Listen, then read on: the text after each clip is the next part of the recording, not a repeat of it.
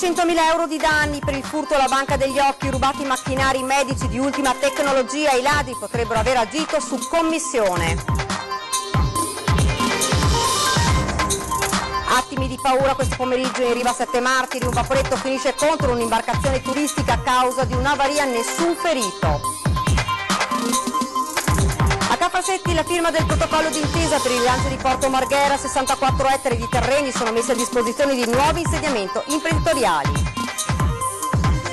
Con i continui ritardi alla sua entrata in vigore la tassa di sbarco a Venezia porterà nelle casse del comune appena $500.000, la denuncia del PD.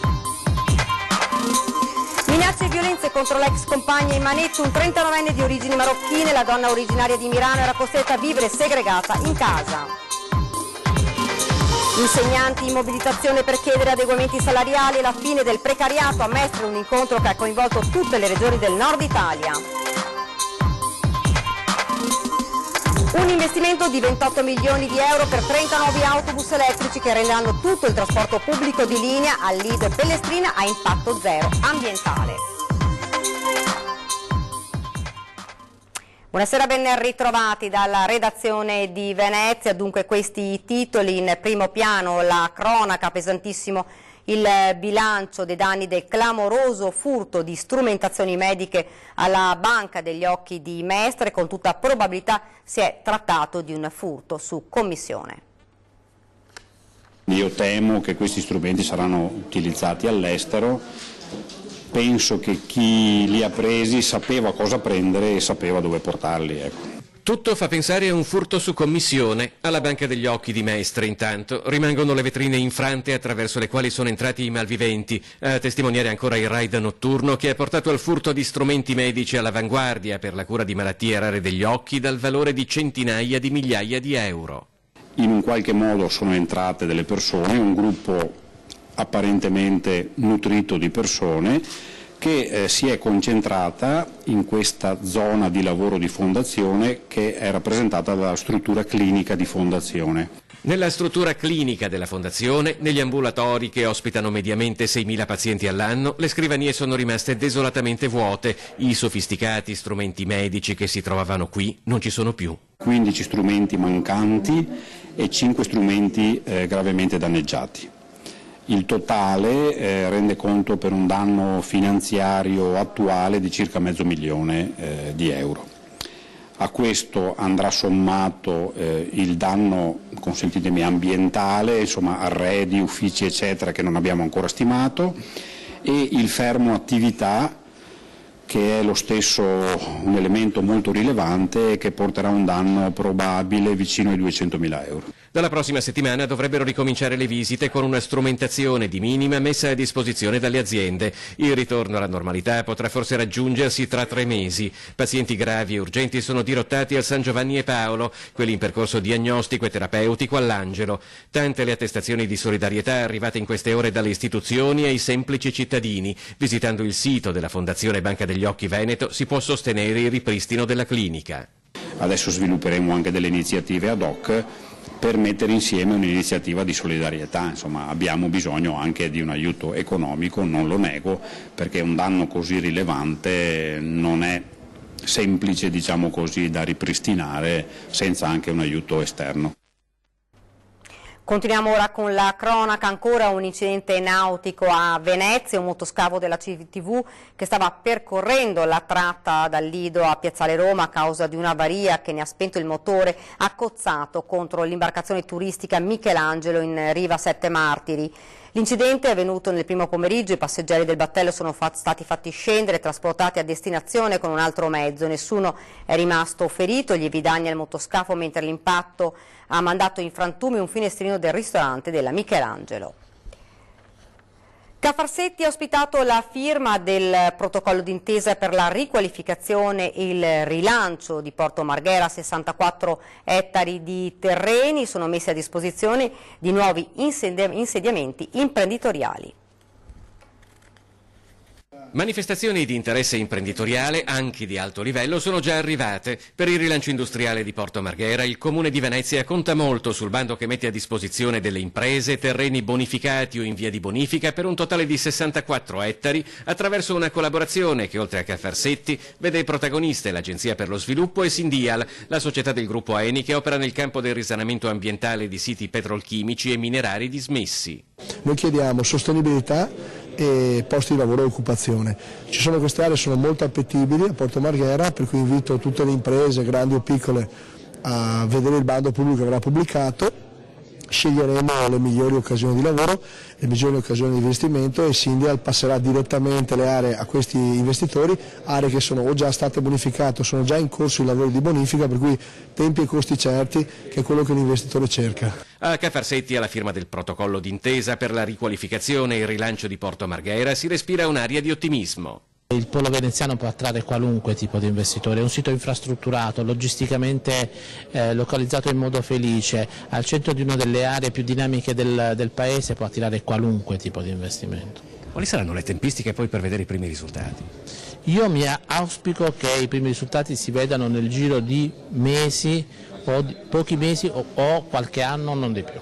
Porto Marghera è stata dichiarata dal governo area di crisi complessa, un riconoscimento che potrebbe aggiungere un fattore di ulteriore attrattività per gli investitori. L'area di crisi complessa infatti prevede che proprio attraverso Invitalia e il Mise siano stati stanziati per il momento 26 milioni di potenziali finanziamenti a fondo perduto, finanziamento agevolatissimo, per cui ovviamente anche chi viene ad acquisire area, a fare un investimento progettuale su Porto Marghera avrà anche la possibilità di avere dei buoni investimenti alle spalle che arrivano dal governo e da Invitalia. Continuano le polemiche attorno alla cosiddetta tassa di sbarco per visitare Venezia. Secondo il Partito Democratico i continui slittamenti porteranno ad un guadagno di appena 500.000 euro, perché le spese per applicare il provvedimento arrivano ad 1 milione. L'applicazione del contributo di sbarco a Venezia ha subito un nuovo rinvio, inizialmente fissata per maggio e prima slittata a luglio, e ora per una questione legata all'adeguamento delle ferrovie alle nuove esigenze è stata posticipata a settembre. I continui slittamenti dell'entrata in vigore della cosiddetta tassa di sbarco, sostiene il Partito Democratico, erano ampiamente prevedibili per come è stato strutturato il provvedimento e soprattutto genereranno una conseguenza tutt'altro che trascurabile sul piano economico. Le entrate per il Comune saranno solo 1,5 milioni rispetto ai 3 milioni previsti, ma la beffa, 1 milione su 1,5 milioni viene speso per la gestione del contributo d'accesso, quindi di fatto benefici per i residenti ben pochi, anzi come abbiamo sempre detto, per come è stato formulato questo contributo d'accesso ci saranno anzi delle complicazioni alla vita. Se qualcuno vuole, degli stessi residenti, se qualcuno vuole venire a un matrimonio di un veneziano o un battesimo o a un'altra celebrazione, dovrà pagare il contributo d'accesso, ovviamente se è residente fuori regione. Con le pressioni dell'UNESCO addosso, l'amministrazione comunale di Venezia, sostiene Monica Sambo, ha varato una sorta di provvedimento spot che coprisse quelli che sono stati 4 anni di vuoto nell'azione di regolamentazione del turismo in città. Già dal governo Renzi in realtà c'era stato un investimento di 10 milioni di euro per la gestione dei flussi turistici, non abbiamo ancora iniziato a contare i turisti a Venezia, quindi è evidente che questa amministrazione non riuscirà a gestire i flussi, perché la prossima estate saremo già in campagna elettorale, anzi probabilmente ci sarà già una nuova amministrazione, quindi sicuramente questo è l'unico dato certo: questa amministrazione non avrà risolto entro la fine del suo mandato la questione dei flussi turistici. Ed ora invece parliamo di un'operazione dell'Arma sul contrasto alla violenza domestica. Durante l'ennesimo atto di violenza da parte dell'ex compagno, la vittima è riuscita a lanciare l'allarme al 112. Così i carabinieri della compagnia di Mestre e della stazione di Milano hanno arrestato ieri pomeriggio un marocchino di 39 anni. L'uomo da tempo segregava in casa la donna, originaria di Milano, con la quale aveva avuto anche un figlio di 2 anni. La donna veniva infatti umiliata e minacciata pesantemente, percossa a più riprese ed indotta a non denunciare queste violenze né a ricorrere alle cure mediche del caso. a un punto tale che non poteva vedere né sentire i parenti, gli amici ed i conoscenti. L'uomo, nonostante un primo immediato provvedimento di divieto di avvicinamento alla donna, aveva proseguito con la propria condotta scellerata. I carabinieri hanno potuto effettivamente appurare che il telefono della donna, fino a pochi minuti prima, era stato letteralmente bersagliato da messaggi dell'uomo. Le segnalazioni dei militari, con la collaborazione anche dell'associazione Sir Optimist, alla magistratura hanno fatto scaturire un provvedimento restrittivo eseguito ieri con l'accompagnamento in carcere dello straniero. Insegnanti in mobilitazione per chiedere adeguamenti salariali e la fine del precariato, un incontro che ha coinvolto tutte le regioni del nord Italia, si è svolto a Mestre. Gli insegnanti sono in mobilitazione, ma all'orizzonte potrebbe esserci anche uno sciopero. 3 attivi unitari per fare il punto della situazione di una categoria che reclama più attenzione al governo si sono svolti a Mestre con i rappresentanti sindacali di tutto il nord Italia, a Roma e a Napoli. Tra le prime richieste più investimenti per la scuola, quelli che, sostengono i rappresentanti dei lavoratori, non si vedono nella legge di stabilità. Lo stipendio degli insegnanti non è adeguato al ruolo svolto. Il comparto della scuola, notizie della ragioneria di ieri, ragioneria dello Stato, è il comparto più povero all'interno del pubblico impiego. Stiamo parlando di una differenza di 800 euro con i colleghi del pubblico impiego. Se poi dovessimo fare un paragone con i colleghi dell'estero arriviamo a 8.000 euro, quindi è una situazione per cui siamo in emergenza salariale. La richiesta è di risorse specifiche per il settore scuola, per il rinnovo di un contratto di categoria scaduto il 31 dicembre. Lo stipendio base di un insegnante appena assunto è sui 1.400-450 euro. Io ho 39 anni di carriera e il mio stipendio è di 1.620. Tra le varie problematiche che agitano il settore c'è anche quella del precariato. Stabilizzare i precari della scuola subito significa consentire alle scuole di aprire a settembre. Si tratta quindi di dare risposte a lavoratrici e lavoratori ormai non più giovani e dare risposte alla scuola. Allo stesso modo c'è il problema più complessivo che riguarda l'infrastruttura scolastica e chi la fa funzionare. Il personale ATA è indispensabile, ha bisogno di essere più curato, ha bisogno di formazione, ha bisogno di investimenti, ha bisogno di più organici. Lo sciopero nazionale dei lavoratori dell'Agenzia delle Entrate è stato proclamato per il 2 aprile. L'avvertenza riguarda la mancata corresponsione del salario accessorio pari a circa 1.500-2.000 euro netti pro capite. Nella giornata dello sciopero si terrà un presidio regionale di tutti i lavoratori delle agenzie davanti alla sede di Via Marchia Marghera in Veneto. Ci sono 35 uffici dislocati nei capoluoghi di provincia e nei comuni maggiori, nei quali sono impiegati circa 4.000 lavoratori. Ed ora invece parliamo di un'operazione della Guardia di Finanza nel Veneziano. Vediamo. Non gli bastavano 1,5 milioni di euro fatturati negli ultimi 6 mesi. Non sapeva come sopravvivere e perciò voleva il reddito di cittadinanza. Una richiesta che però lo ha tradito. Oggi a Gruaro non si parlava d'altro. Ha destato grande scalpore il caso di un'azienda con sede nella provincia di Venezia, il cui titolare, nonostante incassi milionari, aveva chiesto di ricevere il sussidio.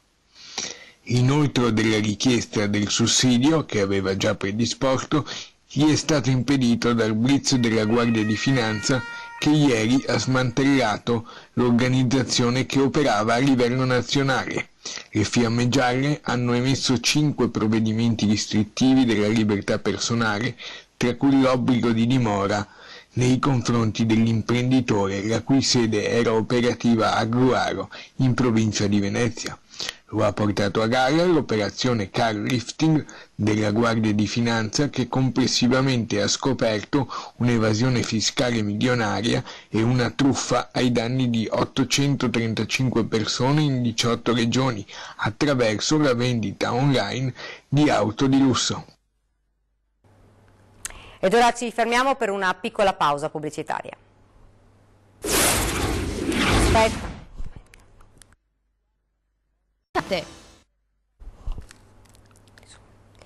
Siamo tornati nuovamente in studio con l'edizione veneziana dei nostri telegiornali, l'isola del cinema modello nazionale per il trasporto pubblico locale. Sentiamo.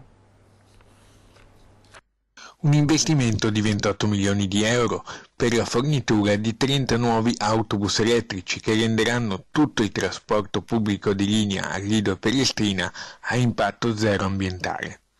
Una piccola e grande rivoluzione che trasformerà l'isola della Mostra del Cinema portandola ad essere un modello di sostenibilità ambientale nel trasporto pubblico di linea a livello nazionale.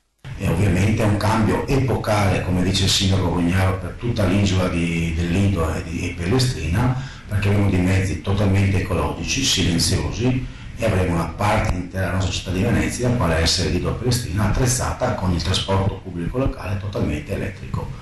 Si tratta di un cambiamento fortemente voluto dal sindaco Luigi Brugnaro e seguito, oltre che dall'assessore alla mobilità, anche dall'assessore comunale lidense Michele Zuin e dal prosindaco del Lido Paolo Romaro. La gara per la fornitura dei mezzi è partita e i tempi sono definiti. Primo bus elettrico da sperimentare prima di Natale e avvio del totale servizio per giugno 2020. Sono 2 le offerte che sono state presentate nella gara europea per la fornitura degli autobus che verranno ricaricati attraverso delle speciali colonnine. Ed ora torniamo a parlare del piccolo Joe, perché non si ferma alla gara di solidarietà per il nostro bambino. È davvero inarrestabile la gara di solidarietà per il nostro piccolo Joe. Tutti insieme stiamo raggiungendo il grande obiettivo, quei 400.000 euro che daranno la possibilità a Giovanni di affrontare l'intervento chirurgico che gli darà modo di crescere, camminare e giocare come tutti gli altri bambini. Una rarissima malformazione che lo vede privo della tibia ad una gamba glielo impedisce, ma un'operazione possibile in Florida, negli Stati Uniti, gli consentirebbe di guarire. Stamattina il nostro piccolo guerriero è stato sottoposto a risonanza magnetica all'ospedale di Campo San Piero. L'esito si avrà tra qualche giorno e poi sarà inviato allo specialista oltreoceano. Tutte le carte che vanno al professor Paley. Esatto, tutto quanto verrà mandato via telematica, via mail, perché la faremo passare direttamente dall'Italia all'America. Joe e la sua famiglia potrebbero partire per gli Stati Uniti già a giugno, almeno così sperano, anche perché è consigliabile che l'intervento venga eseguito il prima possibile. Bisogna assolutamente evitare l'amputazione della gambina di Giovanni. Oggi la raccolta fondi ha toccato quota 318.000 euro e questo grazie a voi telespettatori e a tutte le persone che assieme al gruppo Media Nord-Est stanno sostenendo questa famiglia di Piazzola sul Brenta.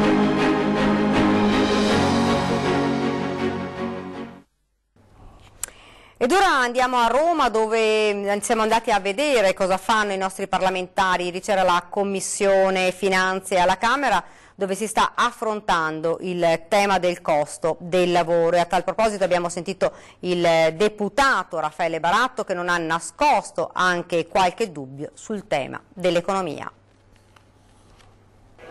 Defiscalizzazione del costo del lavoro. Più che una promessa da Roma, i nostri parlamentari veneti stanno intervenendo per dare concretezza ad un tema scottante sia per le nostre imprese che più in generale per il rilancio dell'economia nazionale. La Commissione Lavoro sta prendendo delle decisioni importanti per la defiscalizzazione da parte delle imprese, che si sta facendo anche in Commissione Finanza, dove io di questa faccio parte, e credo che sia davvero questo il momento importante, il momento opportuno per fare qualcosa specialmente per il nostro territorio. Sui numeri intesi come costo di questo provvedimento al momento però non ce ne sono, ma quella che resta forte è la volontà politica di arrivare ad un costo del lavoro più in linea con la media europea senza penalizzare le buste paga. I numeri il governo non li sta dando, mi auguro davvero che si faccia una cosa forte, che faccia verso anche quell'autonomia che tutti quanti stanno chiedendo, però che al momento non si vedono risultati. Altro tasto delicato che il deputato trevigiano di Forza Italia non nasconde, vede Roma in una strada tutta in salita.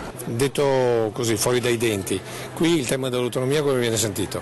Beh, io vedo che il tema dell'autonomia lo sente solo il nord, il sud vedo che fa un po' fatica, però mi auguro che davvero tutti insieme, in maniera trasversale, si porti a casa.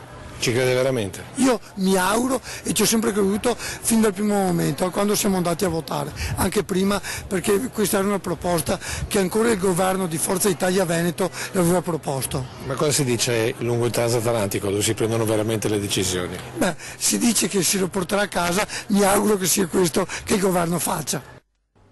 Siamo in chiusura, vi ricordo questa sera 20:10 si parlerà del convegno delle famiglie a Verona, in studio l'ex parlamentare del PD Laura Puppato e l'onorevole della Lega Dimitri Coin in collegamento da Roma. Subito dopo 21:15 torna la Zanzega, assieme al nostro Lele Marcassa si compierà un viaggio tra le storie dei seggiolai di Gosaldo e la riscoperta del villaggio fantasma di California. In studio i riti dello sciamano della valle, misteri, magie e luoghi unici al mondo. Ed è davvero tutto da Venezia, vi lascio alle previsioni del tempo. Grazie davvero per averci seguito, buona serata.